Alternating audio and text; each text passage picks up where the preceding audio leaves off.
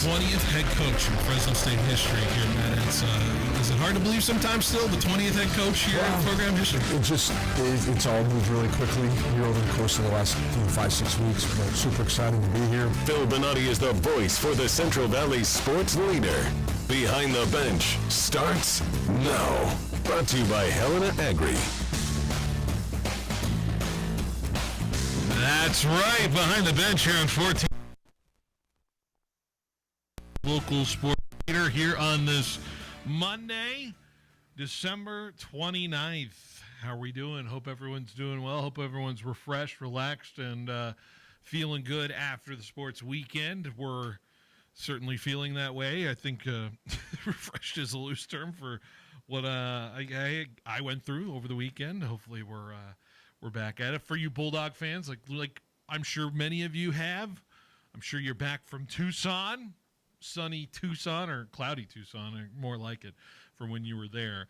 I made my way back last night. I got back at around 9 p.m. So I'm still feeling it as people are feeling it out there, I'm sure. But good to be here. We got one show. That's it this week. We're off again for the holiday break. But we got 2 hours to discuss everything in the sports world. We were gone for a week. We got a lot to cover, including the NFL weekend, including a Fresno State football game to talk about. So we got a lot to get into. We got the college football playoff coming up this week. We got all kinds of bowl games, bowl mania stuff going on. And then we're going to be back next Monday for another edition of the show, which I believe is only an hour due to the FCS championship. We broadcast that this year. So we'll have that game on our airwaves. So a lot of moving parts. And as you heard Tony, that's his, he'll be off the air a little bit too as well. So Tony D show, which by the way, Sportsline Bulldog Hour, Tony D, 2 to 3 p.m. on the weekdays on 1430. You listen to him 2 to 3 p.m. on those days. We'll also have Paul Mutter's show, which you can listen to on Saturdays, the Central Valley Sports Report. To my understanding, I think he's back this Saturday from First String Sports. So I believe he'll be back with his show from 10 a.m. to noon. Don't quote me on it, but I think that's good. Anyways, we have a lot to get into. If you want to get into the conversation, Lee's Air Hotline is where you reach us, 559-320-1430, the way to reach our show, 559-320-1430, the way to get a hold of us. The Lee's Air Weather Check sitting at 51 degrees and a little sun out there for y'all. Gotta love it, right? 51 degrees, a little chilly in the air. Could see some more rain on the horizon. Looks like Wednesday, Thursday, Friday. All of that should be in the cards as far as that's concerned. So enjoy the sun while you got it. Got a couple more hours with it. We're streaming live on Facebook, Twitch, YouTube, all that. ESPN Fresno. Be sure to check that out over there. And, be sure to check out our website as well, 1430ESPNFresno.com. We're streaming there. Our app as well, ESPN Fresno. Let's get into it. Come on. We're wasting too much time here. Over behind the glass today is Tim Veer, who is, I'm sure, as pumped as anyone to talk sports today after the goings of the weekend. But first, it's a Monday show, so I always have to ask the first question that I always do, which is to our producer here today, Tim Veer. How was your weekend? Yeah, weekend was good if you consider the game last night. Oh, my goodness. I was at a dinner last night, and thankfully, somehow, the game was being broadcast on a tiny little TV in the corner, and I was just watching my head was glued to that game. But, yeah, otherwise, had a good weekend. Friends came down, and, we're having a lot of fun. Yeah, that certainly was quite the game last night, the 49ers and the Bears. And I don't want to be prisoner of the moment. A lot of people are going to, you get to game of the year territory and talk about that. I don't know if we're there yet. It certainly was great offensive output. I don't know if the defenses necessarily gave us sterling efforts in terms of that. No. We don't need to talk about that right now. Maybe a little bit later. Totally not. But what a win for the Niners. What a game for the Niners to get.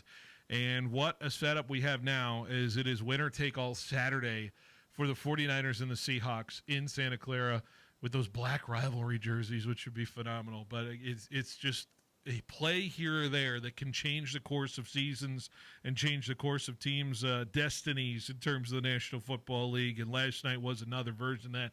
And I'm Tim Veer, I'll be completely frank. I was listening to the game mostly. I was hearing the analysis of it. It just kind of felt like the Niners offense really could find any which way they could to move the football. And Christian McCaffrey with maybe his best game of the year. Is that potentially fair to say? Yeah, I don't think maybe. I think it is clearly his best game of the year. Yeah, his best game of the year. Jake Togic's best game of the year, even despite his game-winning touchdown against Seattle at the beginning of the season. And also, we have what I think, and I'm going to proclaim this right here, right now, I think it was Kyle Shanahan's best game of the year. And I point to a situation where I thought this is a veteran coach that is in control of the moment, in control of the situation, in control of the game. And I don't – it's a little moment for people who don't really pay attention to the mechanics of how the game goes. But to me, I felt like it was a veteran's move, savvy move for Kyle Shanahan in the final play. The Bears were lining up for that final play at the 4-yard line. And they were a little rushed out of the timeout. And I noticed it, and they were lining up, and there were suddenly 4 seconds, 3 seconds, 2 seconds. And Kyle, typically these coaches love to just look at the look and call the timeout, but he let it play out.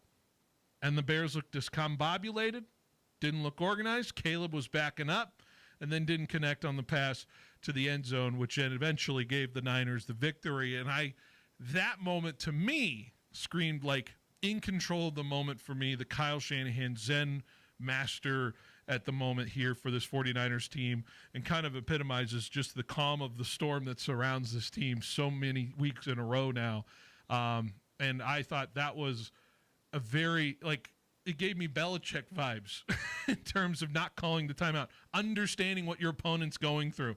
And the Bears, who, by the way, aren't necessarily strangers of those crazy situations, but still young as a team. I think he allowed the youthfulness of the Bears and the lack of experience in that department for seasons on. He let that play out, and I thought that was a great move last night for the 49ers to win a ball game like that. Well, you have one team that is clearly doesn't have that much playoff experience. Ben Johnson has come in there, and this is their first year of real success in the last couple of years since basically the Mitch Trubisky, his best year in Chicago. But other than that, I thought that Kyle Shanahan played an absolutely stellar, or he coached an absolutely stellar game.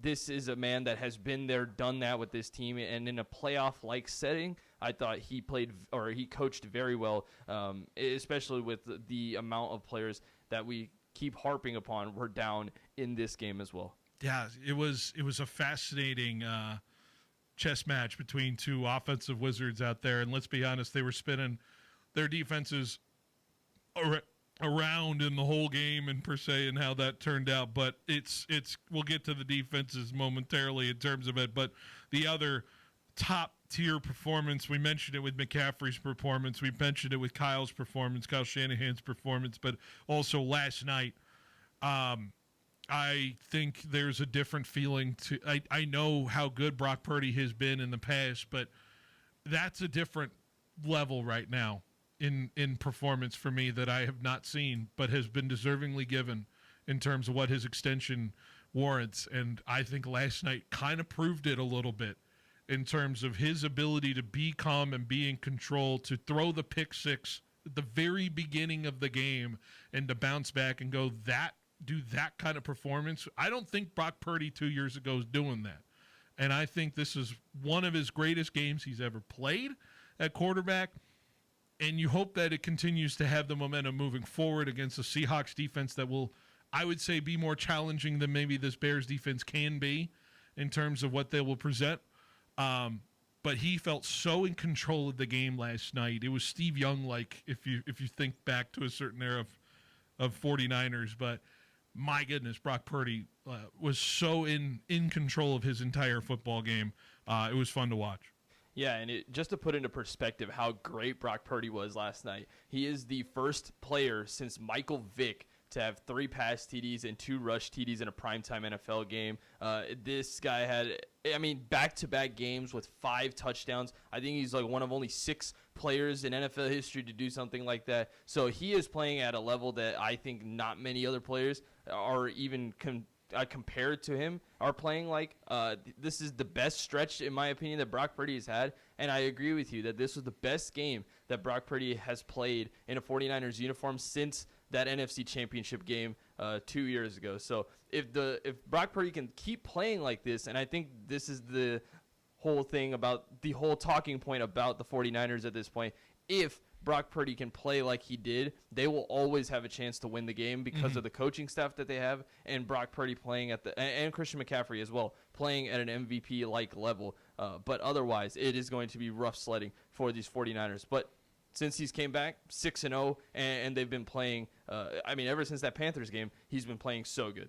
I find it interesting to do the thought exercise of if I replaced this, if the whole entire game played out, and I just replaced the quarterbacks with Mahomes and Allen, I feel like we'd be doing a whole different – I feel like the national media would be having a whole different conversation. I don't know. I think people enjoyed the game last night, but I don't know if the amount of respect to these 2 quarterbacks that played last night with Caleb Williams and Brock Purdy, if you replaced it with Mahomes Allen, we'd be like, oh, my God, like the most insane thing out there in terms of – There are gods among us playing quarterback and stuff like that. But yes. I feel like if you put that scenario in front of you, and I'm like, it's Caleb Williams versus Brock Purdy, which we could be having for 10 years in the National Football League in the NFC right now, right? Because I also kind of watched the Bears last night in terms of how they went about this football game, and I described it to you, Tim Veer, and I don't know what a better way to kind of describe the Bears right now, which is just I'm watching a toddler recite Shakespeare to me. Like, I don't compute exactly what I'm seeing other than I know it's very good at what it's doing right now, and yet right now the body of work in terms of it is certainly I'm just trying to like comprehend what I'm watching there in terms of that. But what do you make sense of the Bears right now? I think the Bears are just a team that they have a lot of firepower on the offensive side of the ball, but that defense really did get exposed last night. This is a team that I think that can make a run in the next couple of years, but we don't really know what this team is going to look like in the playoffs because we don't really have a precedence behind that. This team with Ben Johnson, yes, they have looked very good. They've had some big wins over the Packers versus some other teams in the NFC North, but this team still has to go through that playoff success. And until we see that, I don't think that we can really call this Chicago team a contender. But if we want to just look at it in the positive sense, this Chicago team, Caleb Williams looked great. Luther Burden, I thought, looked very good last night. I think he had a really he had a coming out party at that point of the game with his touchdowns. DJ Moore, I thought, didn't play as well, but the running game was still good. Kyle Monangai and DeAndre Swift playing really well. They are the 2 players that really set up this offense. I think if DeAndre Swift and Kyle Monangai are not playing at an elite level, I don't think this team has a chance to win. And I think that's all this is all because of Ben Johnson. Mm-hmm. Ben Johnson has been a Coach of the Year contender all year long for a reason. And I think that he can lead them to success.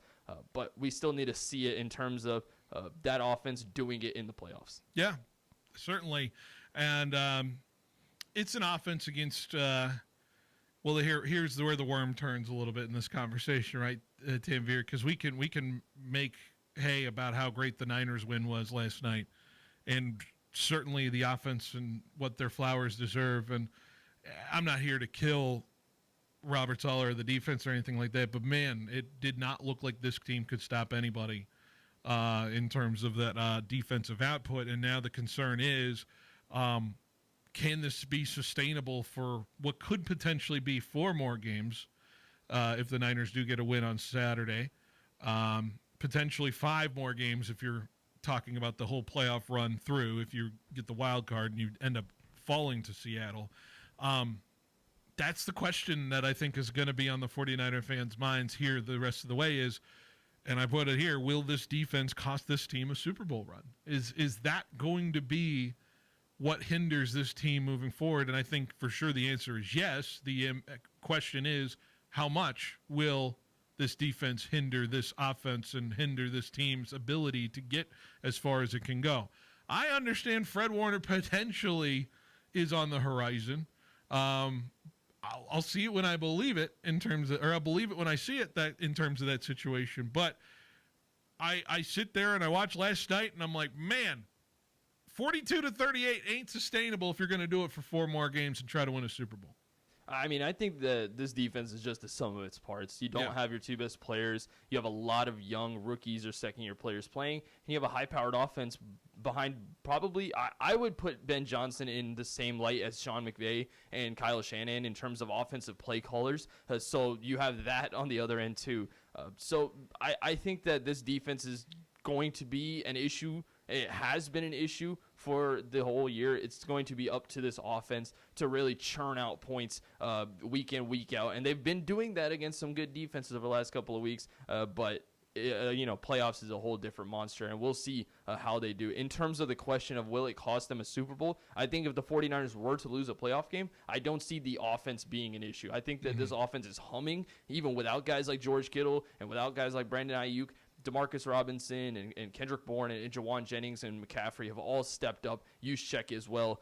So I don't see the offense really costing them any game in these playoffs, especially against teams that have some all-right defenses. I would say the Packers at this point, I think without Micah Parsons, are a pretty okay defense. I mean, we saw how Derrick Henry ran all over them. Yeah. You have the Rams, who I think they have a decent defense, but I feel like they've had some hiccups over the last couple of weeks. We'll see what Seattle looks like on Saturday. I think Seattle's that's probably the best just defense. what I want to know. It's what I want to know. What this offense can do against that defense, it's what I want to know immediately. And Tanvir, I think we're going to try to see it in person at some point.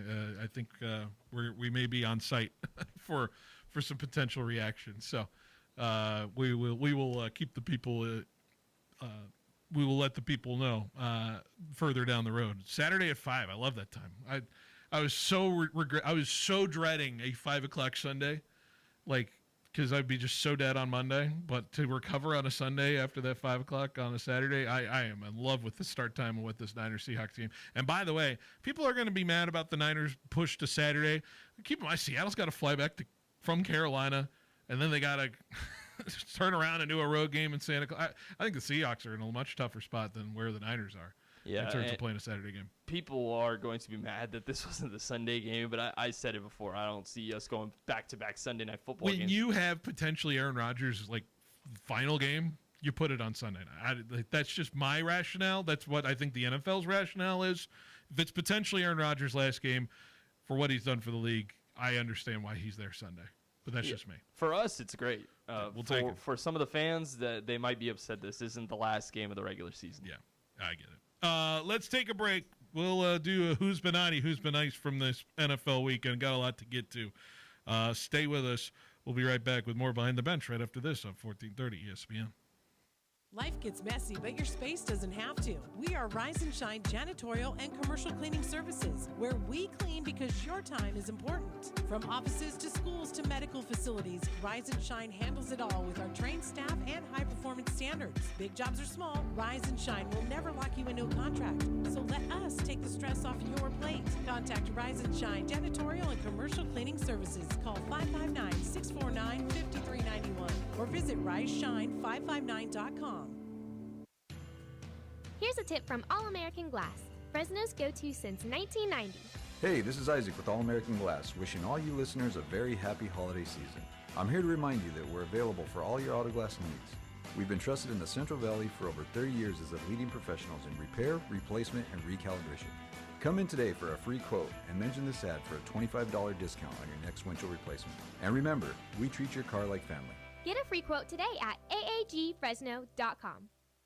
So winter's officially here, and the last thing you want is your house cold and your furnace sounding like it's auditioning for a beatboxing competition. That's why Lee's Air Plumbing and Heating is running their $99 furnace tune-up special. It's the perfect time, because nobody wants to see their breath inside the house. And let's be honest, layering 3 jackets indoors isn't festive, it's desperate. So get ahead of the cold. Schedule your $99 furnace tune-up today at leesair.com. That's leesair.com. Happy holidays from your locally owned and operated Lee's Air and Heating. CLN 635-355.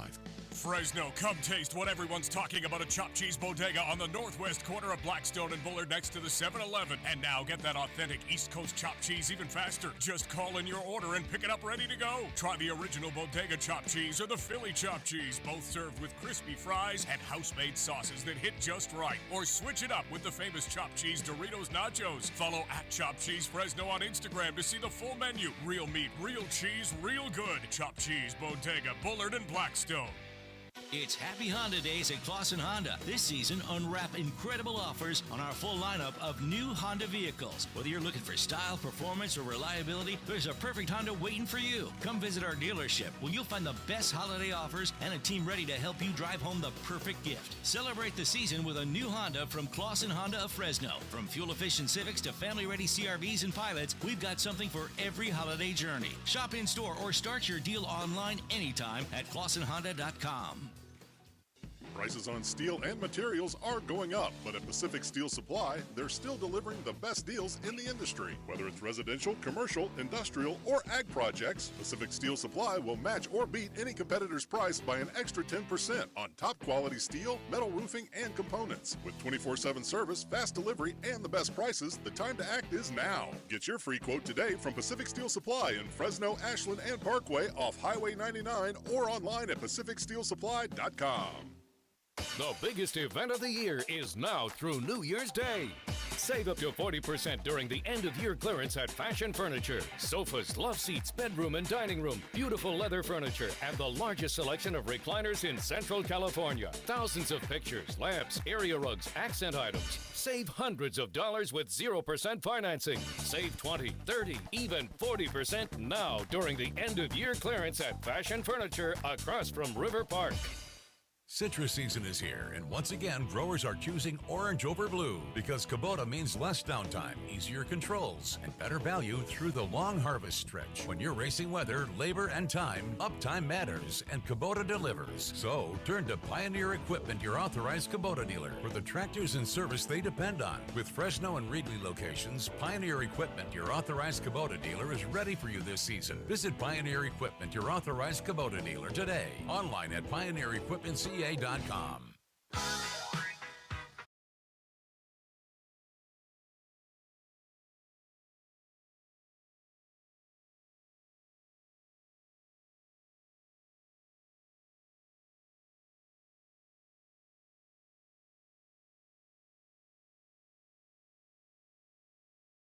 Behind the bench here on 1430 ESPN Fresno, the Valley's local sports leader. What a weekend of NFL action. What a weekend we had in terms of all of the things that kind of got settled in there, and how every the pieces are falling together now. The pieces of the puzzle of the playoff race. To me, I'm a little disappointed we don't have as much in terms of the do or die nature of this Week 18. We'll get to that next hour in terms of a Benotti Blitz. Didn't know we would have one today, but we're going to have one. But there's a lot to react to with this weekend. By the way, we're going to get to the bowl game. We'll talk about Fresno State bowl game, top hour number 2. I just want to get to that Niners conversation as it was on the top of our minds there as well. So, Tim Veer, are you ready to find out? We're a little past Christmas now, but we got to do a Who's Benotti, Who's Been Nice. We got a few more weeks of this. So where do you want to start? Who's Benotti or Who's Been Nice? I think we should save the best for last to end the year with some nice. So let's start with the naughty so we can end with the nice. All right, let's start with the naughty. We're going to go to our first naughty, which will be... our buddy Daniel would love me to talk about this team. The Pittsburgh Steelers, I think, with the biggest egg laid over the weekend in terms of their loss to the Cleveland Browns. I love the tweet, or was it tweet, or somebody said, Myles Garrett said something about they were more worried about stopping him for the sack record for TJ Watt than maybe winning the football game. Yeah, he said it himself. Yeah, I think he did. I just didn't know DK Metcalf meant that much. I don't know if that was totally what was the problem for the Steelers, but when you have a chance to go out and win a division and not have to worry about a Week 18 game against the Baltimore Ravens, whatever that means, you go ahead and take care of it against a division rival. And I had a feeling that game was going to get squirrely for the Steelers just in terms of the defensive side. I didn't think it was going to be that pitiful for the Pittsburgh Steelers in terms of it. Looking completely lost on offense as opposed to like the last couple weeks, I felt like Pittsburgh was, I'm not saying rounding a corner, but it felt like there was some sort of competency there, at least a little bit with Aaron Rodgers. But this feels like 2 steps back, and now I don't know what to trust with Pittsburgh. And they are by far my biggest loser of the weekend in terms of, well, there's other losers. I argue I forgot. I may have omitted one out there, and we'll talk about them. But I got Pittsburgh here as my first naughty. You want to talk about a team that had it all in their hands, and they probably, in my opinion, I think they are going to squander it. Mike Tomlin loves his 9-8 record, so we'll see how that finishes it's a new up. 6-7. The issue with this team, right? And the issue with this team is they have zero creativity with their offensive style. Arthur Smith is not a great offensive coordinator within this system. Pitch sweep, toss sweeps to Jonnu Smith ain't working for you? I mean, there is zero motion. There is zero, trying to get people open. This is just straight lines. Let's split everybody 2 by 2, 5 wide. It doesn't matter. There is no creativity with trying to get people open. And you have some great players. Jaylen Warren, I think, is a great rusher, along with Kenneth Gainwell. We saw that in the Lions game, right? And then you have 3 tight ends. And I think that the loss of Darnell Washington really did hurt them in this game because that's a big tight end, big receiving threat that can really just open a game up, especially if a game is not going in your favor, especially against a good defense like Cleveland has. So I think that's the biggest issue that the Steelers face, and they're going to have to play a really good team in the Ravens that are coming off of a massive win against the Packers. Yeah, we'll get to them in a little bit. But let's go to my first but nice, and that is, why not? Give kudos. I've been very hesitant in the amount of kudos I give to my own team I root for, the New England Patriots. But I think I know it's the Jets, and I know it's what they are. But I think they deserve credit for the Patriots in order, first of all, doing the first half of the business of closing out the division, and then the second half of the business of the Eagles taking care of the Buffalo Bills at least, and putting themselves in a position to win a division from a team that won 4 games last year. So great job by New England. By the way, just perfect offense through that first half. I know what the Jets defense is. I get it. But you couldn't ask for anything better. I just wish Drake May didn't play one more snap in the third quarter. Outside of that, he got rocked one time. But despite all of the missing pieces too, I was a little worried about some of the missing offensive pieces that were out there, but it really, Eftim Chisholm, what up? Showing up in a football game. I mean, the Patriots are just doing it with guys that you would not even believe would make an NFL roster, and it's kind of feeling like the Patriot way just a little bit, and just ho-humming the Jets there at home, 42-10. Yeah, I mean, it is the Jets, sure, but you get touchdowns in your first 7 drives. That is going to be impressive against any NFL team, and that's exactly what the Patriots did. I certainly think they needed a game like this to have some momentum going into the playoffs, and Drake May has put himself back into the MVP conversation, regardless of what we want to say about the team that he was playing against. Shout out to Ramondre Stevenson. I think that guy had a really good game. He was on my fantasy team for a league that I needed to win in the final, and we're hoping Kyle Pitts has a great game. But Ramondre Stevenson, fantasy aside, I mean, this guy had a lot of fumbling issues early on in the year, and I think with Travion Henderson taking over that running back 1 role, I think Ramondre going back to the RB2 role has really helped him create be a game changer when Travion does come out. Patriots finish undefeated on the road, by the way. Clinch an undefeated road season. The only other times they did that was 2007 and 2016. Guess what? They went to the Super Bowl both times. Are you suggesting? I'm suggesting they may go to the Super Bowl this year. I'll do it. Fine. But, it's been phenomenal. Unfortunately, they're fighting for home field. Maybe that's the wrong way to go about it. Maybe they do need to lose this game against Miami and get more road game possibly in the playoffs. Who knows? I'm joking. Let's go to another Benotti. I'm deciding who I want to go. All right. Let's go to. I'm going to go to Josh Allen. Here.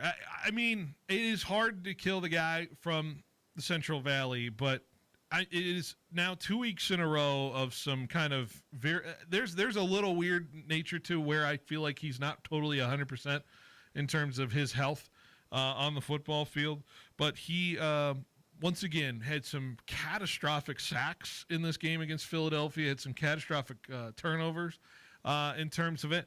He did bring his team back into a position to win this football game at the very end against Philadelphia. But, let's be honest with this team. Should be a team that leans on the run and finds ways to make plays down the field like a Buffalo Bills team can do with a quarterback like Josh Allen. And it just confounds me how much they have an inability to move the football. And I think I have to be critical of Josh, especially in situations where he took some really horrible sacks in some really inopportune times to keep points off the board. So poor performance from Josh Allen. I get it. The Eagles defense is a good defense, but I got to imagine they had a better opportunity to score there than 12 points yesterday. Yeah, and I think I want to highlight more. The Eagles defense is really good. I think that we have come under this lull that the Eagles are just a bad team because their offense isn't clicking on all cylinders. But this team on defense has two of the best corners in the league in Quinyon Mitchell and Cooper DeJean. Jalen Phillips coming back,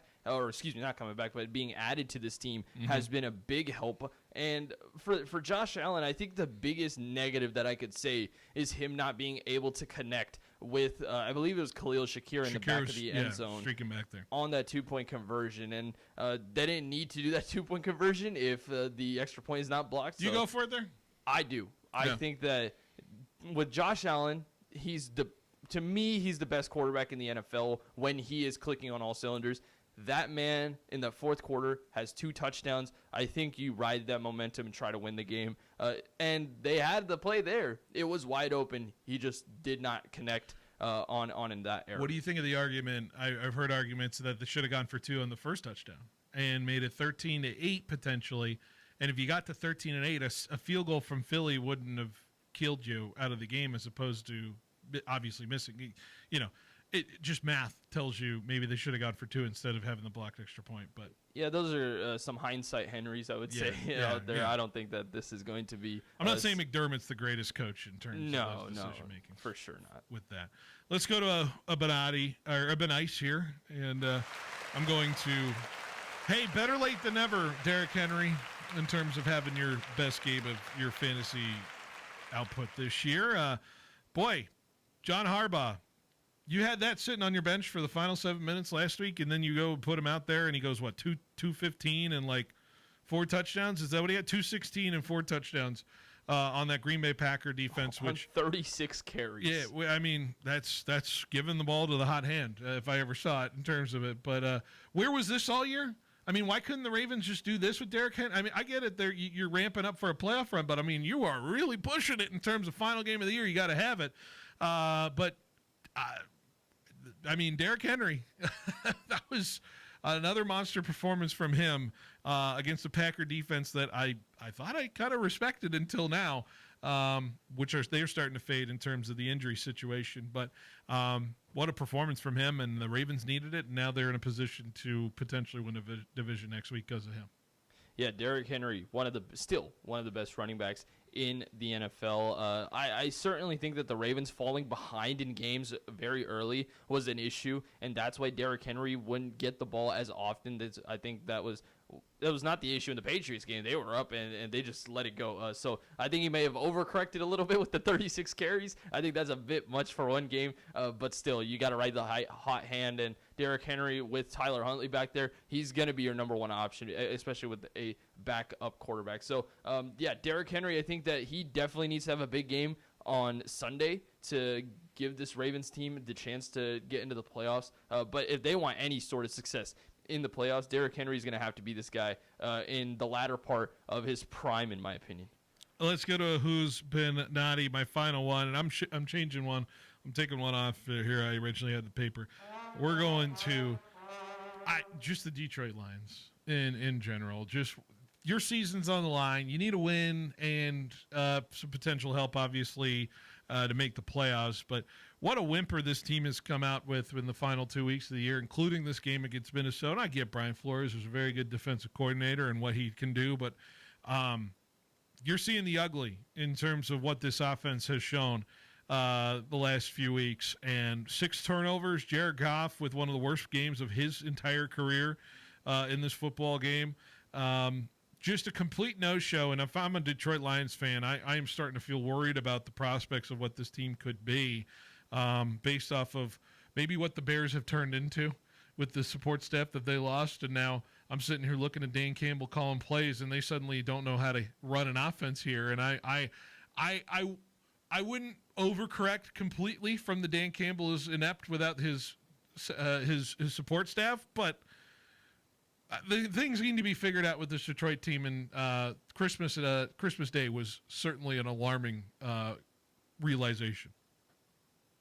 Yeah, I think with Goff getting pressured as much as he did, obviously the Vikings with Brian Flores love to rush the passer. He has one of the highest blitz rates for that defense. And when Goff was under pressure in this game, he just could not get the passes, those long concepts that Jamison Williams and Amon-Ra St. Brown run. And Jahmyr Gibbs, once again, was stuffed, and that was the way to win this game. I said this before the Steelers game. You stop Jahmyr Gibbs, you get 20 points, you're going to win this game. And that's certainly what happened again in this one. And it sucks for the Lions because the Packers did lose their game to the Ravens. So it would have been Lions win, Packers loss again, and Lions would have been in the playoffs. And they squandered a moment against a team that is not very good, had a quarterback in Max Brosmer that had 51 passing yards, and that's just inexcusable, especially with the amount of turnovers that they had. 6 turnovers on the game, 2 interceptions by Jared Goff. It just has been the story of their season, and I think this is a complete mismanagement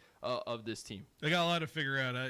It's going to be interesting because the Lions are going in a very different direction than the other couple of teams in their division, and I would be gravely concerned about what's going on there with Detroit. But it's a team predicated on offensive line that lost a lot of offensive line help this year, and the guys that they had picked, they just have not panned out over the last 2 years. Yeah, they're going to figure it out. They need to figure it out. And building an offensive line is not easy. No. Trust me. As a Patriots fan, you can't just trade for one. My team, one of the worst offensive lines we've seen in quite some time, and they had to really build it through free agency and draft, and it took a couple years. So I'm not saying we're a great offensive line, but it takes time, folks. It takes time. Or you just get Trent Williams. Or the other. Yeah, or the Commanders can gift you Trent Williams. Yeah, that too. All right. Last spin ice of the weekend. Let's give it to the New Orleans Saints.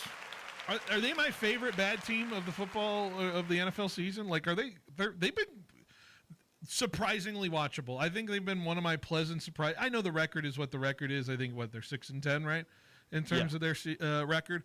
But I think they've been kind of the most fun bad team out there in terms of we know what the talent level is, but I think they're the best kept secret in the National Football League. Tyler Shook, another 22 for 27, 333 yards, 2 touchdowns, no picks. How about a third straight game of 250-plus passing and no picks? Only 2 other guys have done that in rookie years, C.J. Stroud and Justin Herbert. Tyler Shook's plus 250 to win Rookie of the Year behind Ted McMillan. Stop it. I mean, he has been going crazy, though. In a world where Tyler Shook, balls out against the Falcons, I wouldn't not consider a vote for him in terms of that. But I think Saints fans got to feel great about where they're at in terms of that quarterback maybe showing up and being a guy, maybe a seasoned rookie, as they say. And I think that game was fun too between them and Tennessee. I think there's some bright spots there. But the Saints, who thought that? 6 wins, potentially 7 wins for the Saints. For a team that has been in cap space hell for the last 5 years, this is a massive pickup for them. And I think the other positive to come out of this four-game winning streak stretch is Chris Olave, I think, is finally back to what we thought Chris Olave could be coming out of Ohio State. Thankfully, he got a quarterback that can hit him in stride down the field. And I think that with Chris Olave being back, and this running game still needs to improve with Alvin Kamara aging out. I think they can fix that in this next upcoming draft. But this Saints offense, I think, has a lot of promise going into the future. The defense, I think they have some nice pieces that they picked up in the last draft. Jonas Sanker, the safety out of Virginia, I think is really good. But the Saints team has been very fun to watch. That Titans game was a very fun watch, regardless of the playoff implications or not. This is more draft implications if you look at these two teams. Oh, yeah. But 34-26 with Cam Ward driving down the field, it's very fun. It's a very fun team, and I sent you a tweet yesterday which said I think the Saints should be considered by the playoff committee to be the NFC South champion. I thought that was a funny tweet. I think that's certainly their application is being considered. I don't know if they'll quite make it there, but I concur. Yeah, it's a fun team, and I'd be paying attention to them next year in terms of, like, I don't know if I would want to play them. It's just kind of where I'm at in terms of that next year. I also think they had a tough start to the season. I mean, if you look, they were matched up with the NFC West, Seahawks, Niners, Rams. They got losses to They had Buffalo, Bills, they had New England. Patriots, Bears, Bucks, when they were like really good. So it's a tough start. Yeah. So that's our Who's Benotti, Who's Been Nice of the week, and we'll get one more next week in terms of that. But what if I had an honorable mention, just a little Cam Dicker honorable mention there from the L.A. Chargers. I mean, they lose by 4, and he cost them 4 points there in terms of missed kicks. That's just not going to get it done. I'm a little disappointed the Chargers couldn't get over the hump with that Texans game. That was such a weird game. I was kind of half watching it. Wild game. I'm going to be completely honest with you. I was half watching it. I was at the Arizona Bowl when I think the games kicked off virtually at the same time. So I was kind of more preoccupied with Snoop and his antics as opposed to whatever Nico Collins was going for 75 yards down the middle of the Chargers defense that I praised a week ago. So let's take a break. When we come back, we might flip some things here in the segment, because I think it's weird if we preview Week 18 without talking and predicting this game tonight. So I want to talk Rams-Falcons tonight. Just quickly, what's at stake tonight? What we'll see potentially, and we'll make a prediction tonight for this game, and then we're going to move into bowl game talk of the next hour. So Rams talk next here on 1430 ESPN Fresno, the Valley's local sports leader. Pizza, wings, beer, and football. If that sounds good to you, then maybe you should be at Meanhead's Victory Grill, the legendary pizza that you know and love, served in a family fun dining area. Plus, enjoy the neighborhood-style bar with TVs and friendly service. There's nothing like watching your team head towards victory. So come for the football, stay for the pizza at Me and Ed's Victory Grill in Granite Park. Visit meandedsvictorygrill.com. Pizza, wings, beer, and football. Me and Ed's Victory Grill. Ed Dina's the dealer in Dinuba that does. Yes, he does. Hey, it's Marcus McMahon. You can't miss Ed Dina's Auto Center's year-end clearance sale going on now through December 31st. Everything is priced to move. The entire truck inventory is on clearance. Get year-end savings, strong trade-in values, and a fast, hassle-free financing from a dealership proud to serve the Valley. Ed Dina's the dealer in Dinuba that does. Yes, he does. At Helena Agri Enterprises, we're committed to helping you make the best agronomic decisions for your farm. That's why we combine cutting-edge technology with superior product. Helena's agri-intelligence solutions use in-depth analysis to identify potential problems in the field before they take root. Combined with a complete line of high-quality crop production and crop protection inputs, Helena has the tools to help you increase productivity, enhance performance, and maximize your return on investment. Contact your local Helena representative or authorized dealer to create the right plan for your farm with Helena products and agri-intelligence solutions. When hunger's in the red zone, Toledo's Mexican restaurant has the winning play. Huddle up for their new chicken deals starting at just $14.99. Gandos, chicken mole enchiladas, and Sam's Special. Use promo code ESPN for an extra 10% off, in addition to reward points and discounts. Plus, swing on by Toledo's and catch all your college and NFL action on the big screens. Happy hour, Monday to Friday, 2 to 5. Saturdays and Sundays, 8 to 10, with $10 apps, $7 house margaritas, and $5 drafts. Toledo's Mexican restaurant. The sound of bees means lots of blooms, and lots of blooms means a profitable crop year. But those delicate blooms can easily be destroyed by adverse weather conditions, which in turn can be devastating to your crop investment. Now is the time to secure multi-peril crop insurance, which covers your almond crop during bloom. Bowman & Associates, your local crop insurance specialist, has been writing crop insurance for almost 40 years. Bowman & Associates is one of the largest crop insurance agencies in the state and nation. Call Roger Kent or Quinn Bowman today and ask about their multi-peril multi-peril crop insurance for almonds, Bowman & Associates can design a policy with protection based on your own production experience. Ask about the new Price Option Plus, which increases the insurance price per pound to make it closer to the market price of almonds. Deadline for multi-peril coverage is December 31st. Call Bowman & Associates at 499-2020. That's 499-2020. California Department of Insurance license number 0F64178. Bowman & Associates, the crop insurance specialists. When Jeff Thiessen and Lance Duker started Thiessen Duker Modern Wealth Management in 2003, they had a simple mission: to make every life they touch better. They established Thiessen Duker as an independent firm, not tied to the restrictions of one Wall Street company, so their clients could have access to any investment products that were right for them, and Thiessen Duker could serve their clients the way they wanted to be served. They've done other things differently too, from investing in advanced financial planning technology to implementing a team approach with advisors working together to develop client strategies. And from day one, Thiessen Duker has shared its success with local organizations, making a difference in people's lives right here at home. If you need a financial advisor, or if you are a financial advisor and would like to know more about how Thiessen Duker can make your life better, please visit thiessenduker.com. The advisors of Thiessen Duker Modern Wealth Management are registered representatives with and securities offered through LPL Financial, member FINRA SIPC.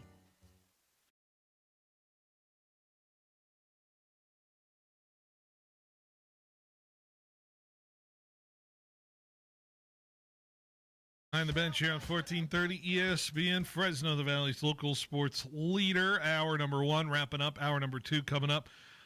We got Rams, Falcons coming up after this one, after our show at 5 o'clock from Atlanta. Our final Monday night game of the year. Final Rams away game of the year. They got one more home game and then playoffs. Let's do a daily spread brought to you by Chancey Gold Resort and Casino. If you're not trying your luck with your teams this season, go up the mountain. Try your luck at Chancey Gold Resort and Casino today. 7-point favorites the Rams are on the road in Atlanta. Atlanta, there's such a strange wrinkle to this game, playoff-wise, and it doesn't involve the Rams. Rams are trying to hold serve right now in the NFC West, and if they win, that would, I believe, if they win out, that would assure that the loser of Seahawks-Niners is the 6th seed, I believe. I think that assures that. So that's where the Rams sit. The Rams can win out and basically be the 5 seed. I think that's what's at stake for them. In terms of a loss, which would mean the Falcons would win tonight, the Falcons strangely can control a playoff team's destiny. The Panthers are tied to this Falcons team and what their results are. Tammy, have you heard this wild playoff scenario with the Falcons? No. If the Falcons win out, okay, no matter what happens in Carolina and Tampa, Yeah. Carolina will make the playoffs. Wow. If Is the it Falcons due win to strength of victory? Because they'd be in a 3-way tie for first. The Falcons, the Panthers, and the Bucks Oh, at my 8 and goodness. 9. And because the Panthers and Bucks split, and Yeah. because the Falcons and Bucks split, and because the Panthers went 2-0 against the Falcons, That's that crazy. 3-way tiebreaker would go to the favor of the Panthers, and the Panthers could lose Saturday and still make the playoffs if the Falcons win tonight and win next week against New Orleans. How about that? That is wild. So Panther fans right now are sitting there rooting for the Falcons tonight in terms of that scenario. After all of that preamble, though, you got to believe the Rams can take care of business tonight in this one in terms of this matchup. There's a slight concern of Bijan Robinson being Bijan Robinson tonight against this Rams defense that, we saw them give a big run play against, Kenneth Walker that busted through in terms of the Seattle team, which it feels forever ago we saw this Rams team play on that Thursday night. But if you're looking at matchup situations and kind of an immobile Kirk Cousins sitting in the pocket here and what this Rams defense pass rush can present and all the different kind of scenarios that Kirk Cousins is going to face, you got to imagine that the Rams can kind of ball hawk here in terms of that. But on the flip side, I think there's a way this Rams team can kind of bully the secondary of this Falcons team, especially with what Puka presents. I don't believe Devontae is playing tonight. Is that correct? He is not. So it is just the Puka night. I need some points from Puka tonight to at least secure my money back in a third place fantasy game. So come on, Puka. In terms of that, I don't think he's going to let you down today. There's a weird McVay. Does he pull off the gas just a little bit to preserve the people? You think they'll win so bad that he will not even be mentioned? I'm more thinking where's the motivation for McVay to win the rest of the year when he wants his team healthy the rest of the year? True. Conversations having is there a slight conversation to that tonight? Do you think between the Rams? I think the Rams would much rather play the NFC South champion than the Philadelphia Eagles or the Chicago Bears. Yeah. So I think that they are going to have to at least try to win these next two games. I don't think you're going to have to try that hard to beat the Cardinals next week. But, exactly. Yeah. Well, the Cardinals are in the shot for a 1 pick, so I think they're somewhat in. I don't know if they're totally. I don't know where the number 1 pick. I think the Raiders did their thing. I think the Raiders could still win, and there's some teams floundering down there that for sure could catch them. But I don't know.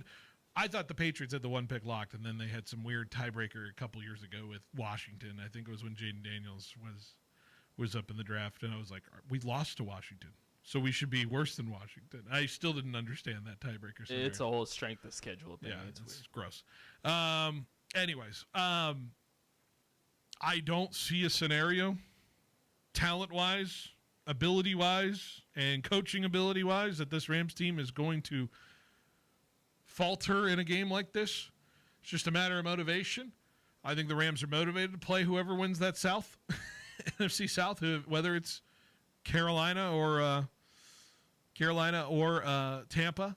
And what's interesting, if you think about it, because I think if you're going to really read the tea leaves here between where the scheduling has kind of gone, I think they're going to make whoever loses the San Francisco game or whoever the Rams play, whoever wins that NFC South is going to play Saturday the next week in the wild card, and they're going to really load up the NFC schedule next Saturday or the following Saturday. So I think the Rams are going to want to rest up as much as possible. I would guarantee you see starters sit against Arizona next week. Like Jimmy G can beat Arizona next week. I think there's no question in that. I don't know about all that. Come on. You can't give. I don't trust Jimmy G at all. I know you know. You have tough memories. I have battle scars from Jimmy G. Yeah. I feel good about a Rams win tonight. Do they cover?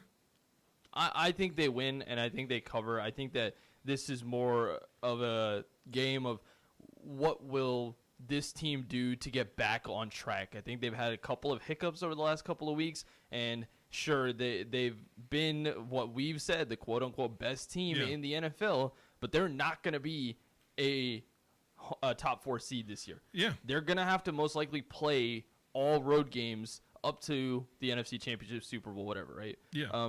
So it's a tough ask, I think, for the Rams to just go in there and sit their starters next week, because I feel like they need the momentum to continue into the playoffs, because I think they have faltered a little bit over the last couple of weeks. I think they had a situation where they fell to the 4 seed because they sat guys, but it really didn't matter when they beat Minnesota. Like I guess they were rather having Minnesota than whoever I don't know. It was a strange situation. I remember them kind of being a 3 seed, but then they rested guys. They ended up being the 4 seed playing Minnesota, but I think they kind of liked the matchup of that. I think on the flip side, I like the matchup of what they could do. Especially, I don't know. We'll get to our picks. I don't know how Tampa's getting in with how they're doing in terms of that. Maybe that was another team we could have been naughty to, Tanvir, the Tampa Bay Buccaneers. Yeah, that was the easy pick. Yeah, but let's be frank. I didn't listen to the game. I didn't watch any of the highlights. I don't even know how I could be critical of the Buccaneers when I have no idea. I would have ripped him a new one. Yeah, it was that bad against the Miami Dolphins. Okay, maybe we get to that in the Benotti Blitz when we get to it there. But Rams win. Rams cover this tonight. That's where we got picks. I think we're both there, Tim Veer. And let's make it uninteresting tonight in terms of this game. Rams need one. I think Rams need like a 34-9 win, just something like that. Hey, that's Seahawks beat them 37-9. So this will be interesting how they kind of match up with that kind of performance a couple weeks ago. But the Falcons have won the last 2. Well, here's the other motivating factor too. Rams want to better their draft pick because they have the Falcons draft exactly. Pick. So that's which is one of the weird ways that I think that they've come back and try to make it better. Yeah. So actually, Sean McVay is going to go gun blazing tonight. Let's get this done. All right, let's take a break. Hour number 2 coming up next on 1430 ESPN. ESPN Fresno is proud to bring back the Student Athlete of the Week. Each week, we'll honor a local high school standout for their performance on the field, in the gym, or on the court. It's our way of celebrating the hard work, dedication, and talent of Valley athletes who give it their all. And it all leads to Student Athlete of the Year. Do you have an athlete you believe is worthy of this award? Enter them in at 1430ESPNFresno.com today. The Student Athlete of the Week, shining a spotlight on the stars of tomorrow. Now that you've gathered all your landscaping ideas at the Fall Home Show, swing by Clovis Stone Masonry and Landscape Supply to bring them to life. Hey contractors and DIYers, Paul Metters here. Clovis Stone is the Valley's go-to playmaker with 6 acres of premium materials ready to roll. Whether you're building big or dialing in the details, Clovis Stone has what you need when you need it. With 24-hour delivery, fast, call-ahead pickup, you can stay on schedule and on budget. Step on the lot today off Sunnyside in Old Town Clovis or online at clovisstone.net. Dina's, the dealer in Dinuba that does. Yes, he does. Hey, it's Marcus McMahon. You can't miss Ed Dina's Auto Center's year-end clearance sale going on now through December 31st. Everything is priced to move. The entire truck inventory is on clearance. Get year-end savings, strong trade-in values, and a fast, hassle-free financing from a dealership proud to serve the Valley. Ed Dina's, the dealer in Dinuba that does. Yes, he does. Sports fans of the Central Valley, are you ready to step up your game day grilling? Step into the Butcher Boss and discover winning flavors the champions crave. Ask about their 5 for $35 deal, where you can feed up to 5 people for $35 every day. Located right off the 41 north of Avenue 11, stop by the Butcher Boss today and become the boss of your barbecue. From the roar of Valley Children's Stadium to the heart of the Red Wave, Fresno State football ignites the Valley, and Precision Civil Engineering is proud to help power that momentum. Named 2024's best engineering firm by the Business Journal, Precision Civil Engineering delivers top-tier planning, surveying, and design building, the backbone of the Central Valley. Proud partners of Fresno State Athletics, because when the dogs rise, the Valley rises. Go Dogs! Visit precisioneng.net today. Want to work somewhere fun, flexible, and rewarding? Me and Ed's is hiring. We're looking to expand our team with full and part-time positions at over 40 locations. Join our growing company as a delivery driver or valued team member today. For more information on job descriptions or to apply, go online at meandeds.com or visit your nearest location. Me and Ed's is hiring. Fill out an application. Are you tired of waiting forever for your prescriptions? Grizzly Pharmacy is here to tame your healthcare needs. We fill most prescriptions in 15 minutes or less, always accepting new patients, and enjoy free delivery to your home or workplace in Fresno and Clovis. We accept all major insurance, including Medi-Cal, Blue Cross, and Optum Rx. For our Clovis location, please call 559-324-1808 or visit grizzlypharmacy.com for more information. Are you a business owner struggling to understand how cloud technology can help your business? Are you in need of computer and technology support for your employees? M-Cubed Technologies is your solution for fully managed IT services. 24 hours a day, 365 days a year. M-Cubed will be your partner in the digital world, allowing your business to carry on worry-free. We specialize in cloud hosting, Microsoft 365 management, general IT support, and VoIP phone services. Call M-Cubed Technologies today to discuss our partnerships. You're listening to the home of the San Francisco Giants, KFIG Fresno, 1430 ESPN. This is SportsCenter. I'm Christine Lisi. NFL MVP favorite quarterback Matthew Stafford leads the Rams against the Falcons on Monday Night Football tonight, 8:15 Eastern on ESPN. Stafford's 4th in the league in passing yards, tops in touchdown passes. LA will end up as the 5 or 6 seed in the NFC for the playoffs, clinches the 5 seed by winning the last 2 games. Chiefs coach Andy Reid not ready to retire just yet. Told reporters today he plans to return next season. He is 18 wins away from passing George Halas for 3rd on the career list. Ravens and Steelers will be the final game of the 2025 NFL regular season on Sunday Night Football. Winner captures the AFC North and 4 seed for the playoffs. Loser heads home for the season. It's also a coaching hot seat game for Baltimore's John Harbaugh and Pittsburgh's Mike Tomlin, believes ESPN NFL analyst Dan Orlovsky. And if it's Mike Tomlin and the Steelers, Mike Tomlin is an elite coach. But you are going to say two things. One, how did this collapse happen? And then two, when do they start over at the quarterback position?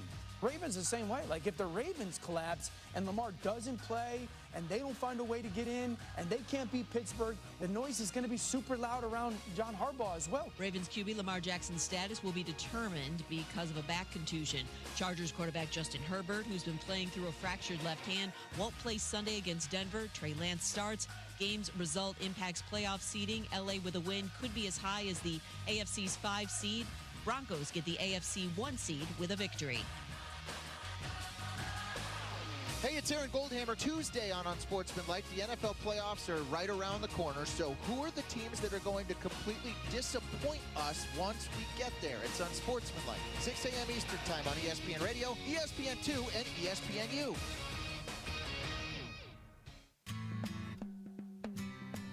He's got the knowledge. Because once again, I have to come on there and talk about how right I am once again.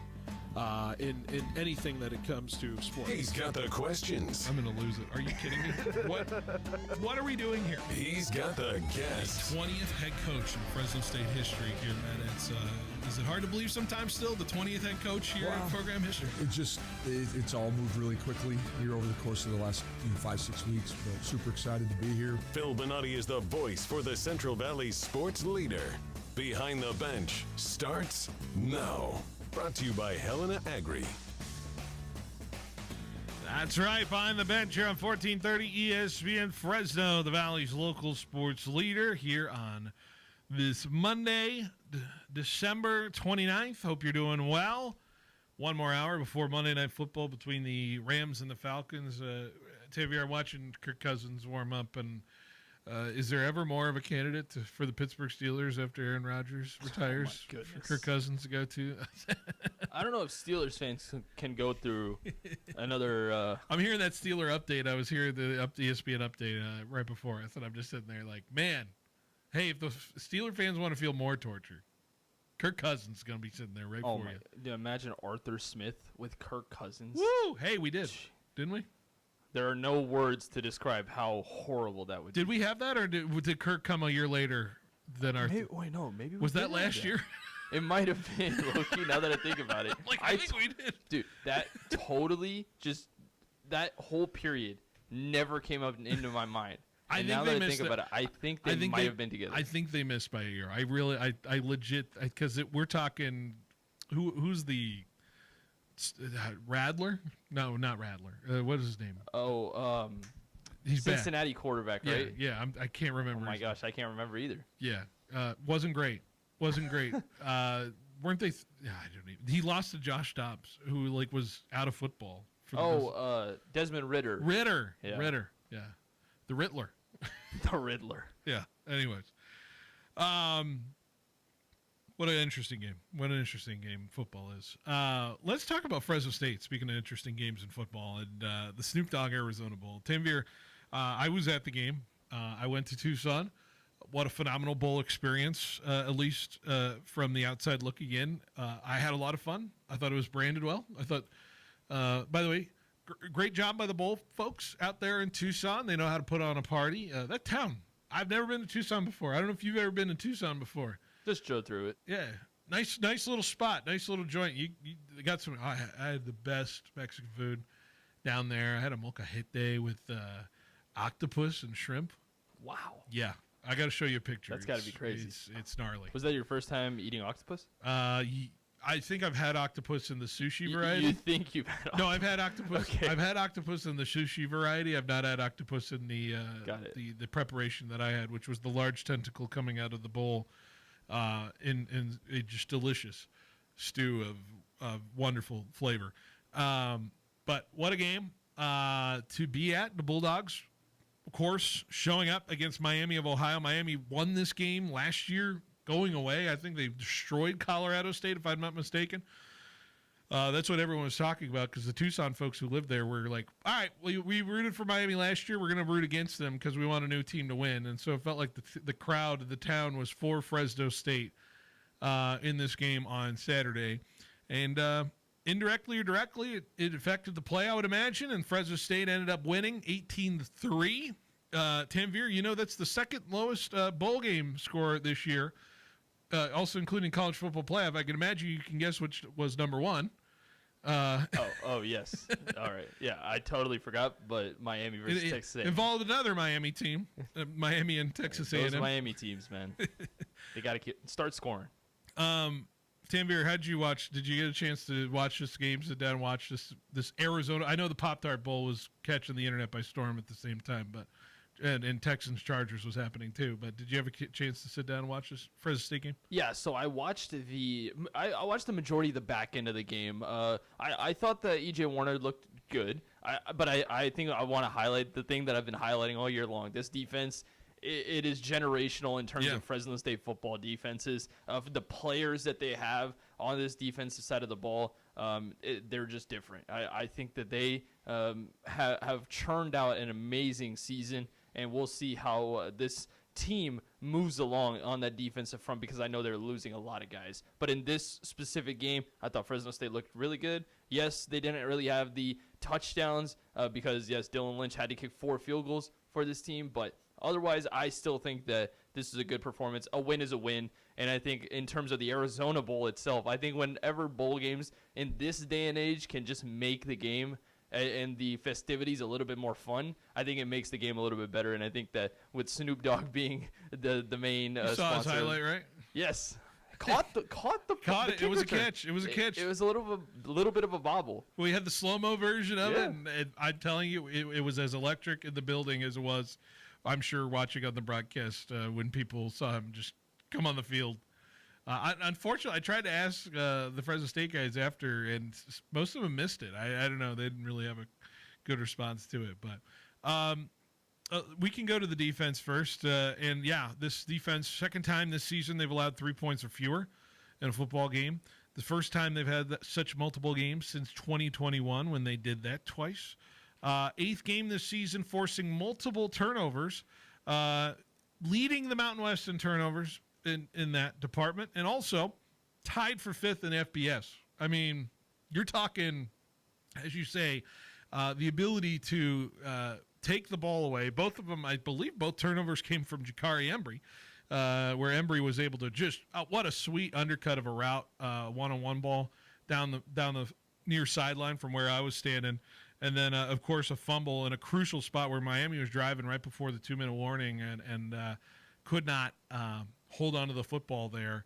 And the Bulldogs were able to capitalize, get another field goal, go up 9-3, I believe, was the score at half. And it just continues to I'm going to miss this version of this defense, especially this version of this secondary to me.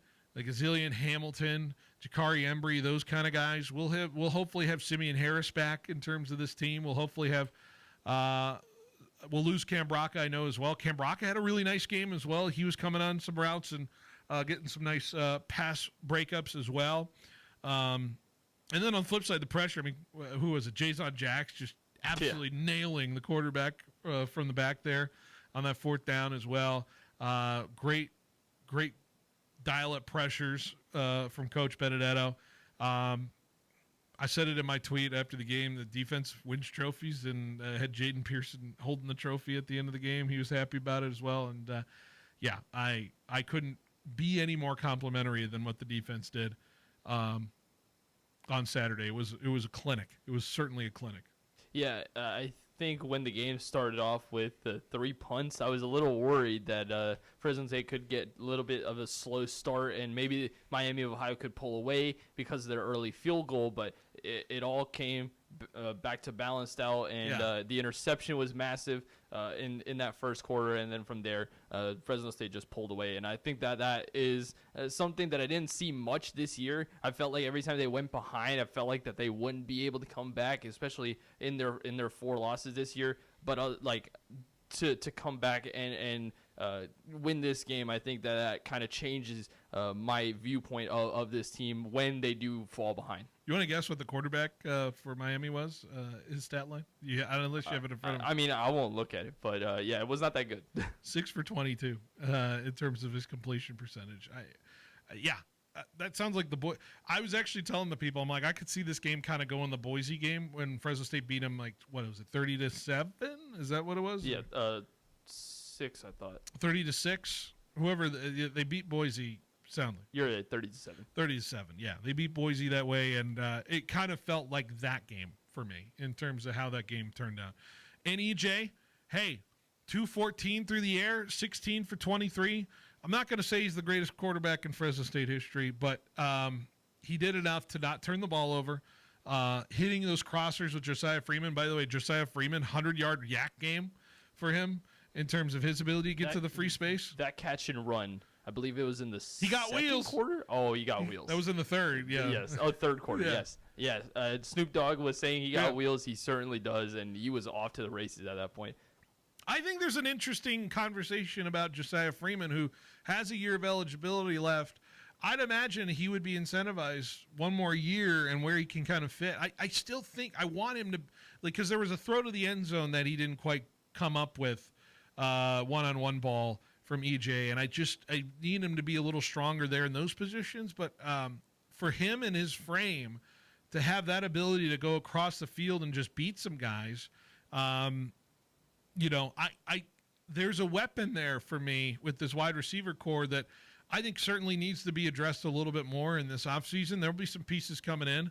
Harold Duvall will be a sophomore, when he gets a year into his career. I know that J.D. Darrington's out there in terms of a guy who's redshirt in terms of that. But I think there's going to be some needs to address there in terms of helping incentivize where the offense can go.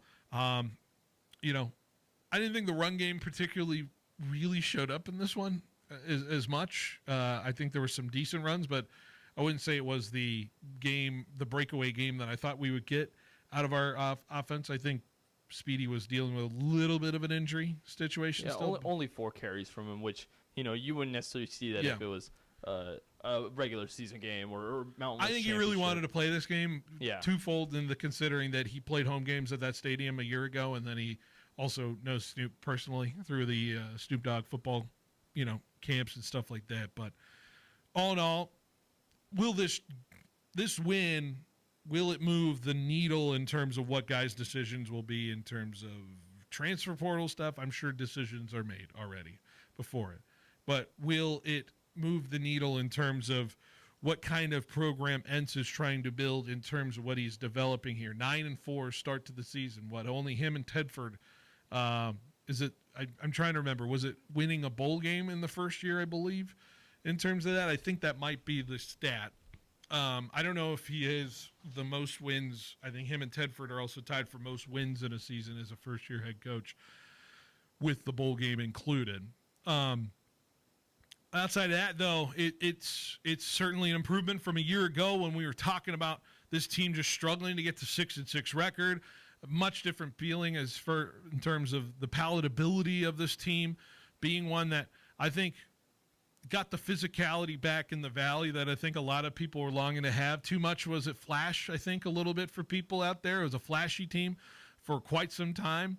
I don't say that's a bad thing, but I think there's a blue-collar nature to Fresno State that I think got its swag back this season with Coach Entz. And to me, when I look at the big picture of what Fresno State put on the product this year, and capitalizing it and putting a exclamation point with the result of this bowl game, I'm very happy with where the direction this team can go, and I can only imagine now that they have a body of work to present to guys at the transfer portal and recruits above, that this team is certainly going to look better next year and play a lot better next year and potentially be challenging for what will now be a Pac-12 title. And I hope that is the case next season. Yeah, I think optics matter whenever you're trying to reel people in, especially recruits and transfers. And I think, what are the optics for this team? They went 9-4 in their first season. They have a really good coaching staff, and they have some big wins under their belt. They won their bowl game. They beat Boise State by 23. I think that there's also, the last thing I wanted to say was opportunity. And I think there's going to be a lot of opportunity for players that are transferring in to come to this team and get wins under a very good coach. And so I think that this is a perfect storm for Fresno State. Yes, you are losing a lot of players, but I also think that Fresno State should be able to recuperate a lot of the pieces and be able to get some players that will help them play at the level that they did this year, especially on the defensive side of the ball. And theoretically, next year, their schedule is pretty easy travel-wise. Do you know how far they potentially could only go as far as Texas State, I think, in the schedule? Yeah. In terms of, like, mileage. I don't know if they're on the road with Texas State or whatever. That hasn't been decided yet. Do they still have to add another opponent? I don't remember if that was still I don't remember it either. Right now, it's still USC and at San Jose State are the two road games, non-conference right now. And then they have home Sac State and home, oh, God help me, Rice, I think it is. Yes. Rice is the other one. So that USC game, it's going to be fun. I think we can beat them. Hey, I do too. With that defense? I know, right? Let's go. All right. Tanvir, let's take a break. Go Dogs. We'll talk about it more. We'll see what the transfer portal looks like. I imagine, it opens next week, right? I'm sure I'll get. I believe so. It opens early January. Yeah, so we're going to be ears to the ground on that, and I'm sure we'll be talking to all the people in the know about it. So, all right, let's take a break. When we come back, it's the Benotti Blitz. We do one final regular season week of this next on 1430 ESPN Fresno Valley's local sports leader. From the roar of Valley Children's Stadium to the heart of the Red Wave, Fresno State football ignites the Valley, and Precision Civil Engineering is proud to help power that momentum. Named 2024's best engineering firm by the Business Journal, Precision Civil Engineering delivers top-tier planning, surveying, and design building, the backbone of the Central Valley. Proud partners of Fresno State Athletics, because when the dogs rise, the Valley rises. Go Dogs! Visit precisioneng.net today. This time of year seems to bring out the best in all of us. We all remember to be a little kinder, a bit more joyful, and a lot more appreciative. At Thiessen-Duker Modern Wealth Management, we're no different. We'd like to put the busy day on pause for a moment and share with you two very important words. Thank you. Because of you, we get to do what we love to do. We get to meet and become friends with wonderful clients and their families. We get to help them make financial decisions to help them pursue their personal goals. And we get to invest in our community to make a positive impact right here where we live. Because of you, we get to live out our mission to make every life we touch better. So we're not asking you to call now, and there are no operators standing by. There are just two words we'd like you to hear. From all of us at Thiessen-Duker, thank you. The advisors of Thiessen-Duker Modern Wealth Management are registered representatives with and securities offered through LPL Financial, member FINRA SIPC. I'm here at the Roger Dunn Open. Former Fresno State football coach Pat Hill is at the first tee. Hey, it's a fairway hit. Yeah, but that's the wrong fairway, Coach. I need to buy a golf game. Coach, I really think you need a Roger Dunn makeover. When you buy a game at Roger Dunn, you can play anybody, anytime, anywhere. This is the old coach, Pat Hill. I bought this 7-iron at Roger Dunn Golf. Number 8 at Tehama, 162 yards out. Eagle, baby! Are you tired of waiting forever for your prescriptions? Grizzly Pharmacy is here to tame your healthcare needs. We fill most prescriptions in 15 minutes or less, always accepting new patients, and enjoy free delivery to your home or workplace in Fresno and Clovis. We accept all major insurance, including Medi-Cal, Blue Cross, and Optum Rx. For our Fresno location, please call 559-424-0423 or visit grizzlypharmacy.com for more information. So winter's officially here, and the last thing you want is your house cold and your furnace sounding like it's auditioning for a beatboxing competition. That's why Lee's Air Plumbing and Heating is running their $99 furnace tune-up special. It's the perfect time, because nobody wants to see their breath inside the house. And let's be honest, layering 3 jackets indoors isn't festive, it's desperate. So get ahead of the cold. Schedule your $99 furnace tune-up today at leesair.com. That's leesair.com. Happy holidays from your locally owned and operated Lee's Air and Heating. CLN 635-355. The biggest event of the year is now through New Year's Day. Save up to 40% during the end-of-year clearance at Fashion Furniture. Sofas, love seats, bedroom and dining room, beautiful leather furniture, and the largest selection of recliners in Central California. Thousands of pictures, lamps, area rugs, accent items. Save hundreds of dollars with 0% financing. Save 20, 30, even 40% now during the end-of-year clearance at Fashion Furniture across from River Park. Reindeer on the roof? Jack Frost out front? Fresno Ag has everything to get you holiday ready.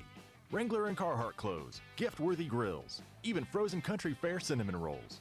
Visit Fresno Ag Hardware in Fresno and Clovis, your one-stop holiday shop. Love a good tailgate? Well, Fresno Ag is giving one away. Enter our Major Wager Tailgate giveaway for your shot at the ultimate game day setup. Visit Fresno Ag Hardware in Fresno and Clovis. Terms and conditions apply. See store for details.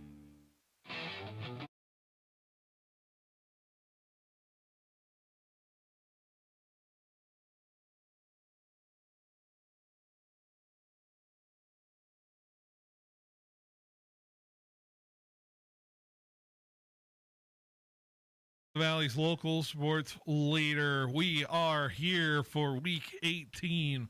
We already made our final pick of week 17. Tanvir and I are both on the Rams beating the Falcons team tonight. So this will be a very interesting Benotti Blitz. But first of all, Benotti Blitz brought to you by Grocery Outlet. Wonderful selection of stuff you can get at Grocery Outlet. Be sure to take advantage of that today, especially before you got New Year's parties coming. You got all of that this week, so you want to make sure your food is in order and your beverages are in order for a wonderful New Year's bash. So be sure to get there at Grocery Outlet. Your local Grocery Outlet's here today at over at Northwest Store, downtown, Southeast Store, Sanger, Kerman locations. Appreciate them for being a sponsor here. All right, Tanvir, you ready? Week 18 for another Benotti Blitz. Here we go. We rank them worst to first. And then we got stakes. Some of them don't. And we'll lay it out here. And we start with the least likely game I'm going to watch, which is Raiders and Chiefs in Las Vegas. Raiders with the stake here only. If they lose, they get the number one pick. That is a guarantee if that happens. Outside of that, I am out on these two teams and what they do in playing football. Travis Kelce's final year, I guess maybe potentially his final game might be some of interest, but I'm not there with it. Raiders, Chiefs, put it at the bottom for me. Yeah. Oh, and I should pick the Chiefs to win, by the way. Oh, there you go. Okay. Yeah. Well, the Raiders are going to try to get that first and pick. Oladokin, I trust. I was thinking, no way, but no, I think they will lose. Yeah, I also have Raiders and Chiefs at the bottom. I think that this Raiders team, they are going to look at a bright future, whether it is Fernando Mendoza or Dante Moore. I hit my mic there. Dante Moore at the quarterback helm. But it will be interesting to see how they move forward in the offseason. But we're not in the offseason yet, so I do not care for this game. Next up, Bengals and Browns. No stakes in this game. If a Bengal has a blowout and no one's there to see it, does the blowout count in terms of that game? Does anyone hear it? Yeah, does anyone hear it? Exactly. Anything like that. I imagine the Bengals will win this. They have no incentive to lose it. I don't know. Whatever. Give me the Bengals. Yeah, I also have this at the second worst game of the week. Cleveland and Cincinnati just generally is never a good game.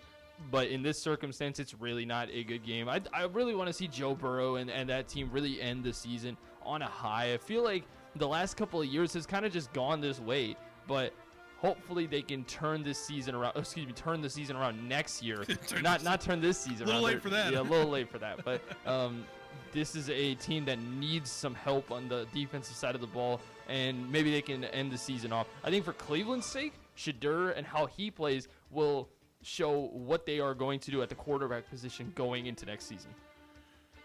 Giants and Cowboys in the Meadowlands is next, and no stakes tied to this football game outside of draft positioning. Hey, the Cowboys spied out of it. I think what's at stake here, I think they have to win by 19 to exactly be 8-1 and have a 0 point differential. Perfectly mid. If you're watching for that, good luck with that one. Give me the Cowboys to win over the Giants.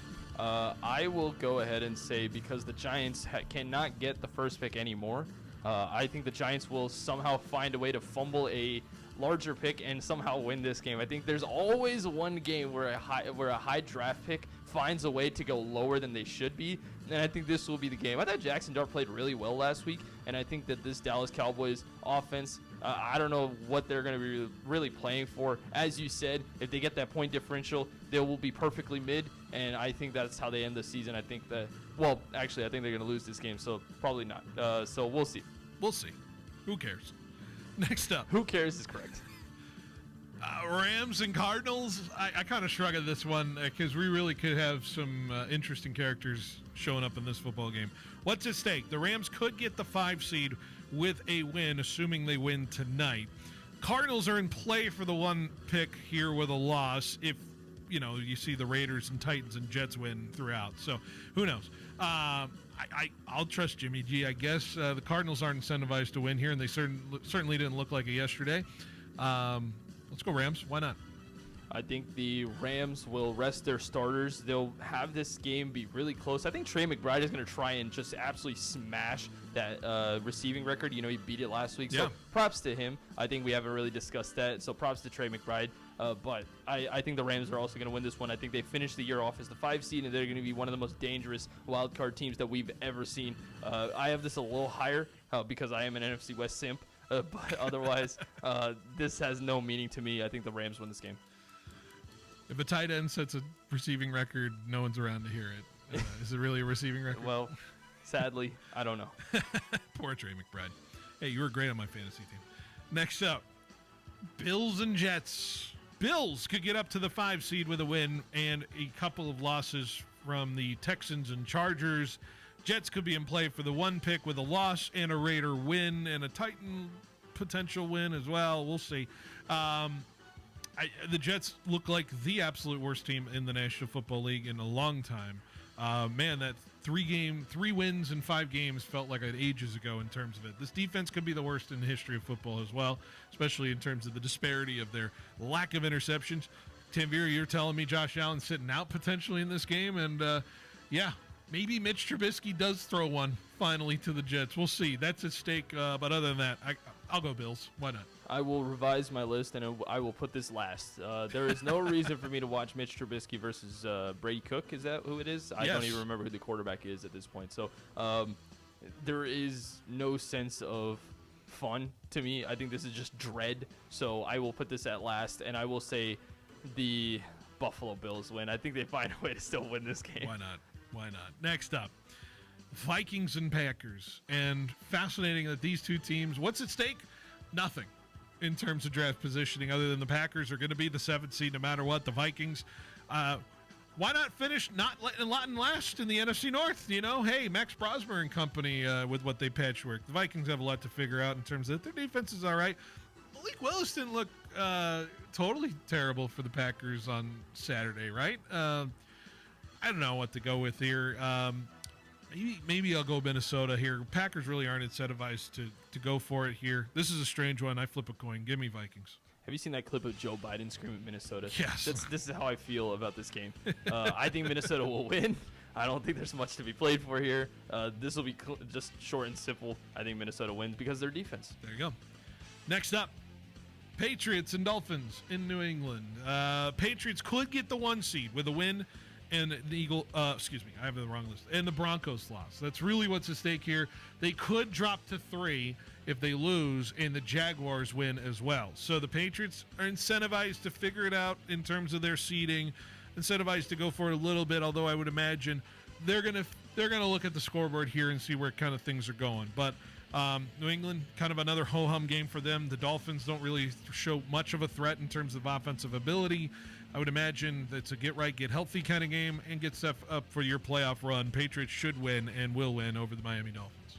Yeah, I think that the only reason why I care for this game, as you said, is because of that seeding sake. I thought the Dolphins looked pretty good against the Tampa Bay Buccaneers, and they could finish their season pretty strong with Quinn Ewers at the helm, which is not a sentence I thought I would be saying at season start. So I think the Patriots will win this game, but I think if the Broncos get out to an insane lead, I could see them resting all their starters and Miami coming back and winning this one. So I would not put this on any parlay if you have it on there. No, don't bet on this week at all. Actually, let's be honest. Yes. Next up, Falcons and Saints, my lovable Saints, the New Orleans Saints. Only thing at stake here, the Falcons can give the Panthers a playoff spot if they win out, including this Monday night game we have tonight, and if they beat the New Orleans Saints. Whatever happens between Tampa and Carolina wouldn't matter.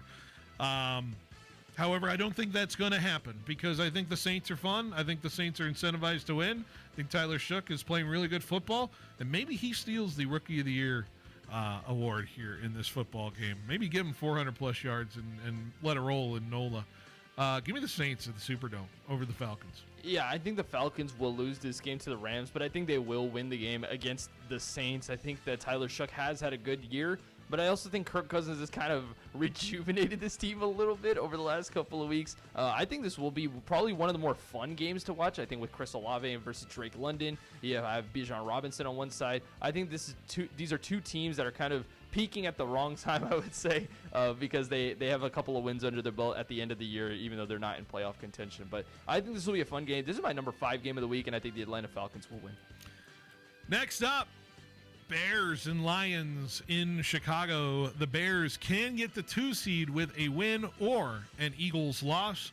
Lions trying to avoid last place in the NFC North. Someone was joking. I love the eternal struggle between the non-football knowers and the people who don't quite understand the scheduling, and some people celebrating that the Lions are going to get a 4th place schedule, and that only affects 3 games next year. I never understand this whole logic about the last place schedule when it, as you said, it is only about 3 games. I had a gripe about this today. It's all on rotation. It's not the Patriots' fault they had what they had. Anyways, lucky to get the year you get. Anyways, Chicago looked impressive. Tough loss last week. Does the 2 seed matter to them? I would imagine they want to play Green Bay again as opposed to Rams or Niners or Seahawks or whoever they would face. But I think that's enough incentive for them to want to win this football game at home in Chicago, and why not bury those Lions? I'm sure you're not happy with how that first game went back in week 2, so why not give it to them here in week 18? Yeah, I think the Bears are going to have a point to prove. I don't know if the Lions will try and play spoiler. I know that they played spoiler to the Packers on Sunday Night Football a couple of years back when Aaron Rodgers played his last season with the Packers. They can kind of do the same thing here, dropping the Bears from a 2 seed to a 3. If I were the Bears, I would much rather – it's kind of pick your poison. Would you rather play a Packers team that you are a division opponent against, or would you rather play an NFC West team? And I think if I had to choose and I was the Bears, I would rather play the Packers than the team that just put 42 on my head. So I think the Chicago Bears will win this game, but I think it will be very tight. And, yeah, this is kind of middle of the road for me. Next up, Eagles and Commanders in Philadelphia. The Eagles who – just continue to confound their fans of the way they win football games. An impressive win, but I would guarantee you talk to Eagle fans, they're just not feeling any sort of great about their offense. This is a get-right game against the Commanders team that they played really, okay against a couple weeks ago. They could get the 2 seed with a win and a Bears loss. That's what's at stake for Philadelphia, although you could get into the scoreboard watch territory and then you start sitting some guys. It doesn't really matter for this Eagles team in this final week. But like we said, the 2 seed really has a lot of juice to it when it comes to what kind of opponent you play. And so I would imagine the incentive is there enough for them to want to win. And that is why I'm going with Philadelphia to win on the road against the Washington Commanders. I think I'm going to go with an upset alert here, and I think Washington is going to beat Philly. I think that there are some bad vibes in this team, and I think there's been bad vibes all year long. I feel like this is not the real place that the Eagles want to be in going into the end of the year, even though they have been winning games behind their amazing defense, and they have won the last 3 games. It was against the Raiders, Commanders, and Bills, nonetheless.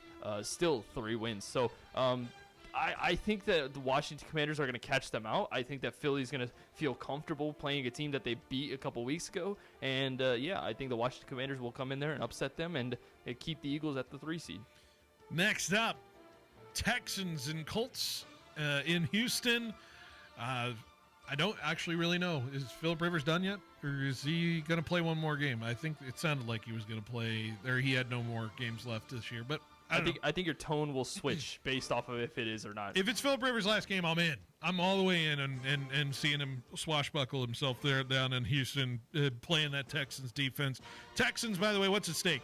They can win a division with a win and a Jags loss. Texans can get the 5 seed with a win or a Bills-Chargers loss combined. They're all kind of in the same spot. The Texans are in front in line, if that makes sense to you as well. I kind of like the Texans sitting there. I kind of like them being the 5 seed no matter what. They have been humming along on that defensive side, especially in that game against the LA Chargers. You'd imagine they can handle what this Colts team is going to present. Their run game concerns me, though, the Texans. I would imagine their playoff chances could be hurt by that. But give me the Texans to beat the Colts at home.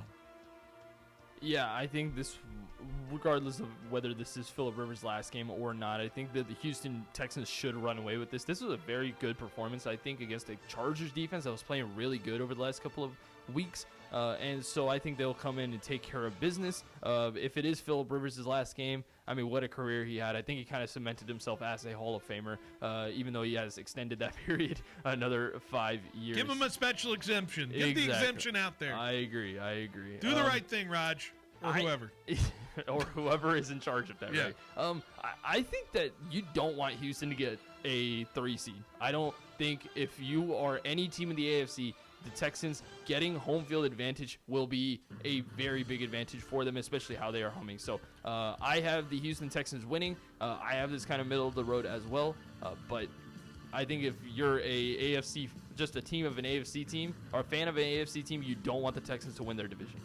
Next up, I don't know why I have it this high, but I love watching this team. The Jaguars and the Titans here in Jacksonville, in Duval. A lot that can come out of this football game.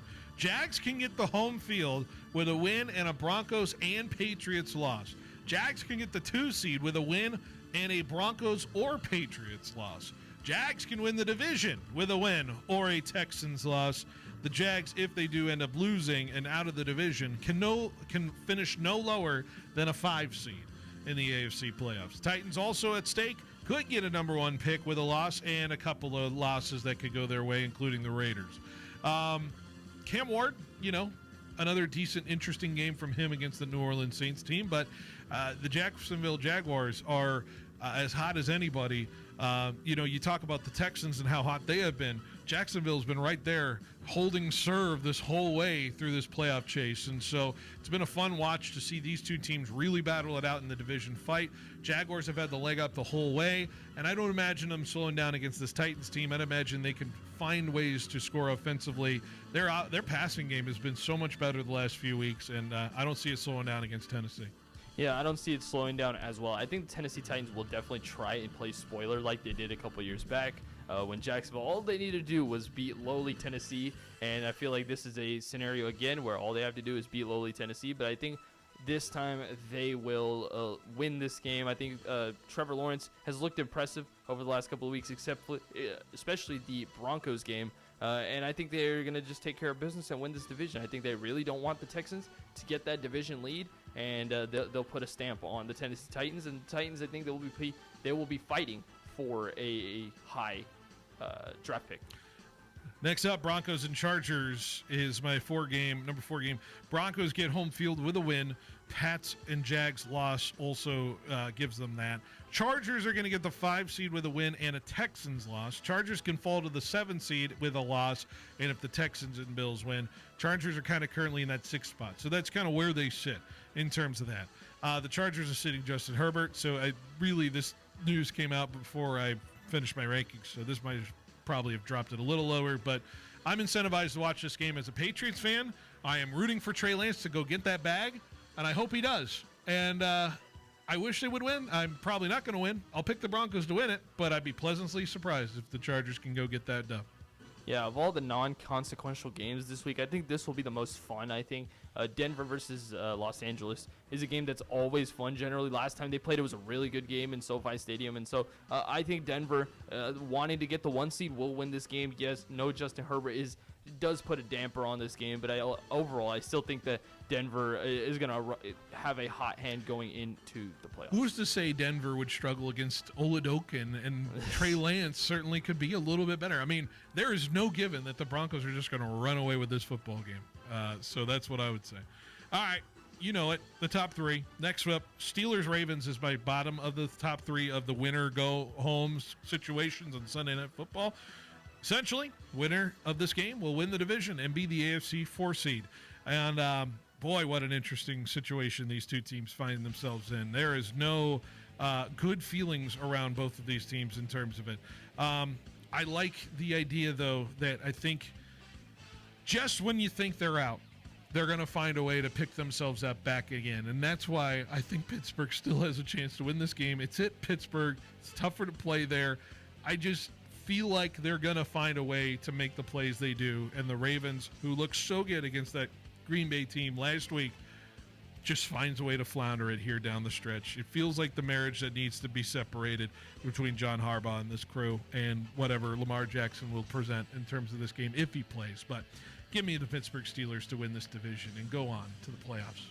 Yeah, if Lamar plays, this is my number 2 game. I think that the storyline of either Aaron Rodgers having a last run at the playoffs or Lamar Jackson joining Josh Allen in the playoffs to finally cement their 2 legacies of trying to get in, I think that really is storybook stuff. And so I think if Lamar were to play and Aaron were to play, I think this is my second game of the week. I'm going to assume that they both play, so this is my number 2 game of the week.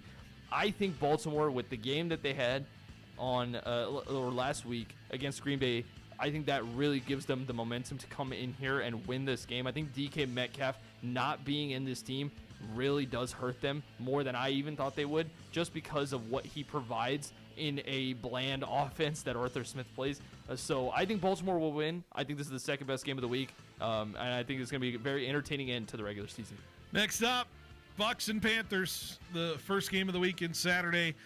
It's in Tampa. What a strange situation if this Falcon team somehow upsets the Rams tonight, and then the Bucs win that game on Saturday, and then they can't celebrate yet because it's all contingent on that Falcons team and whatever they do against New Orleans. That'd be a very strange situation. I don't think that's going to be the case, though.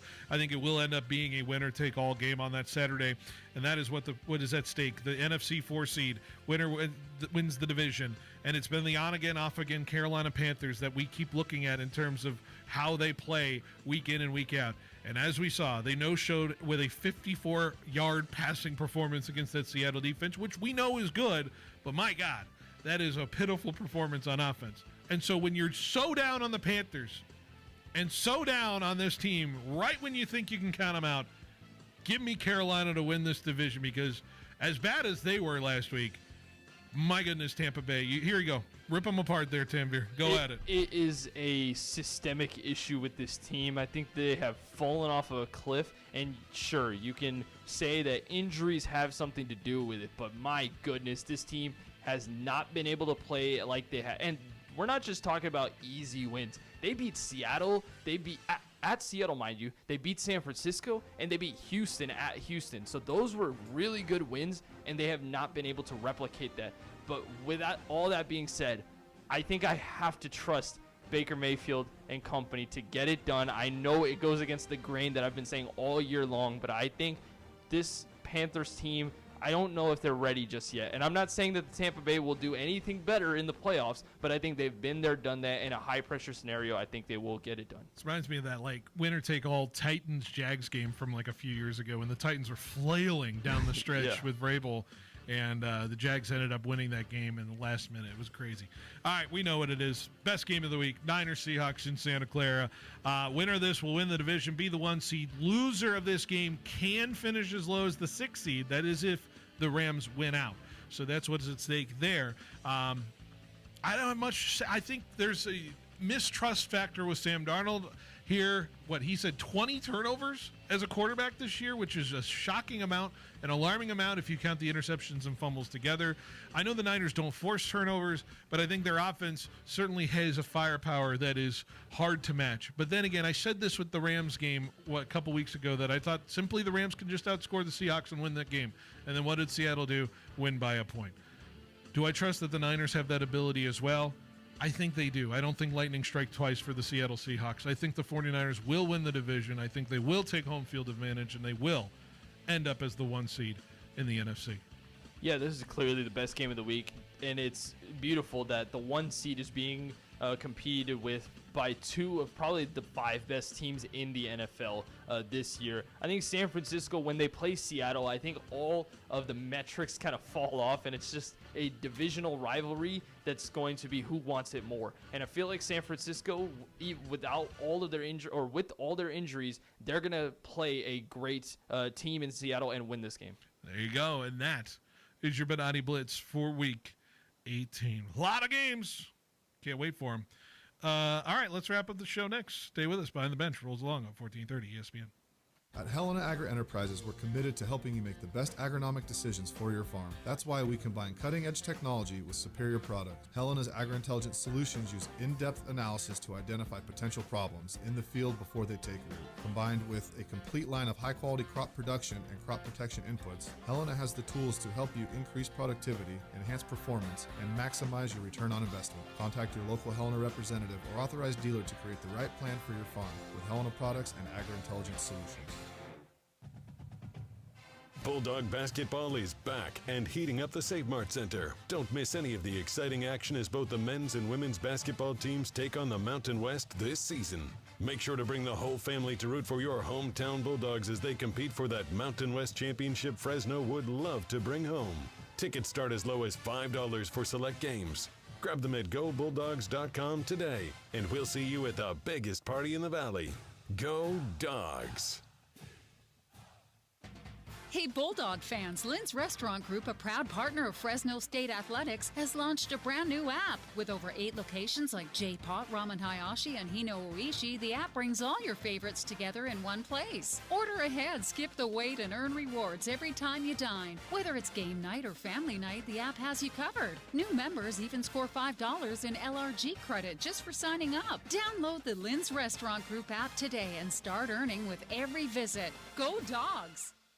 Football fans, it's Phil Benotti telling you to bring your tailgate and your holiday cooking to championship form with a trip to your local grocery outlet in Kerman, Sanger, and Fresno Southeast, downtown, and Northwest stores. Hurry into these grocery outlets and stock up now on holiday hams and turkeys, fresh produce, baking essentials, party platters, snacks, and drinks. Everything you need for the big game or the big gathering. That's top quality products at deep discount, money-saving prices. Score big this season at Grocery Outlet, Kerman, Sanger, and Fresno Southeast, downtown, and Northwest stores.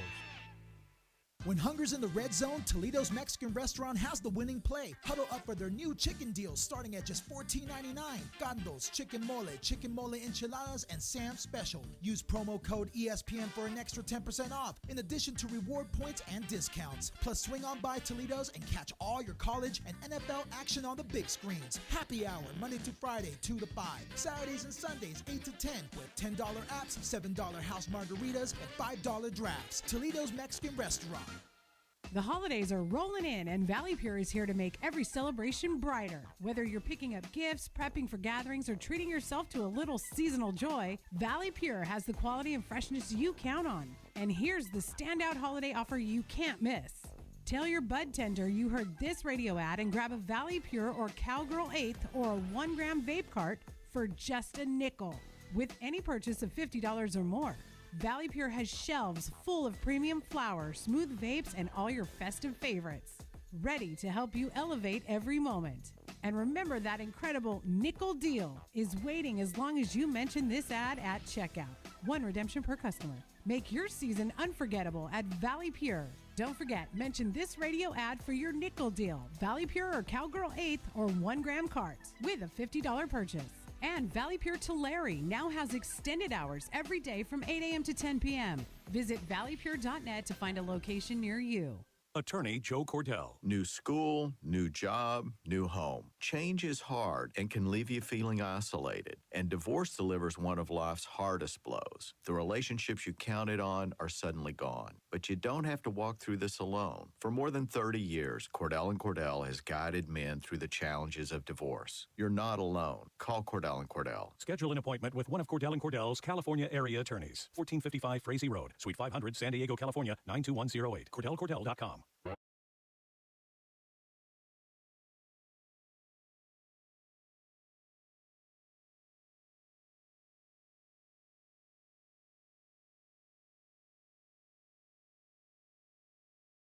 Behind the Bench here on 1430 ESPN Fresno. Last show, 2025. Before we send it off into 2026, every year it always gets weird to change that up. Tanvir, how long does it take before you start realizing it's the new year? Like 26 in the date, or I feel like it used to be like a week. Yeah, but I feel like now it's getting a little longer, maybe 2 weeks. Yeah. Sometimes I do the weird thing where it's 2025 and I put 26. Okay. It's maybe I'm weird like that. I don't know. I just sit there. I'm like, I remember 2011, and I'm like having a tough time with 2026. Anyways, I know. Hope everyone's gonna have a good holiday, New Year's stuff. We got all the bowl games going on. Just a reminder for the schedule. I don't got a schedule in front of me. I would assume bowl games throughout, college football playoff, all of that. It's going to be happening all week. Be sure to check your listings on that. I would imagine we're going to have the Niner game. We're going to have both games on the Saturday locally as well on 1430. You'll have the Panthers and the Bucks. We'll have the Niners and the Seahawks, I would imagine. I imagine on the Sunday we'll have the Rams game. I'd imagine we'll have the Raider game for you in terms of that. By the way, speaking of Rams, Tanvir, we got a nice special giveaway at me and Ed's tonight, Major Wager, which I'm going to head over to with the Rams and the Falcons game. You can win a pair of tickets to a Rams game next Sunday against the Cardinals. If you're trying to get to a Rams game before the playoffs, we're giving away a pair of tickets there at me and Ed's Victory Grill. Should be a fun. Hey, SoFi Stadium, that's a nice spot. Love watching a game there. So, you've been to a game yet, or at SoFi yet, or no? I've been to SoFi, not for a game, but I have been to SoFi before. Yeah, no, it's a good time. Plus, soon. Who knows? Anyways, I wanted to revisit real quickly before we sign off this playoff committee we decided to do. Tanvir, I've made some revisions. We originally had the Rams, the Seahawks, the Broncos, and the Niners at the 1 through 4 seed. And then we seeded everybody else in terms of their resume. I made some changes. Here's what I got from 1 through 12. And the top 4 get the bye real quick. My revisions say the Niners are now my new number 1, even though the Seahawks have a better record right now. I'm just going to put it there. Seattle's the 2. They stay as the 2. I'm putting the Rams down to 3. I'm knocking down the Broncos. They're going to go down. I had the Jags at 4 in the original Niners position. I had the Jags at 4. Jags are above the Broncos due to the head-to-head. I have the Jags at 5. No opposition just quite yet. Feels pretty sound so far. Yeah, it's pretty sound so far. New England stays at 6. They don't move up. They don't move down. I think they are in the right spot with the 13-3 record. The 7 seed, I have Chicago. This was the toughest one I had to figure out where Chicago goes. But at 12-5, I feel like, or 11-5, I think that's kind of where they sit for me. I have Philly at 8.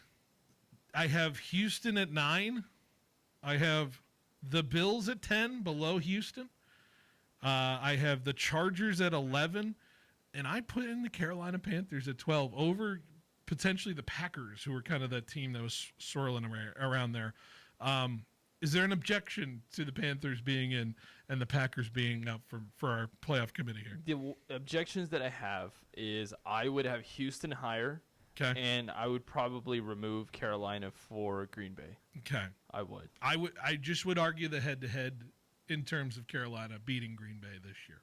No, for sure. But that's my... I totally forgot about that. Yeah, no, you know what? Then I think you're right then. That is just Carolina my one... Yeah. You have convinced me. But I still think Houston should be higher. So Houston 8 and Philly 9? No, I would actually go Houston 7. And Chicago where... Chicago... 8? Would go... Because Chicago is the head over Philly. I would keep... Yeah, true.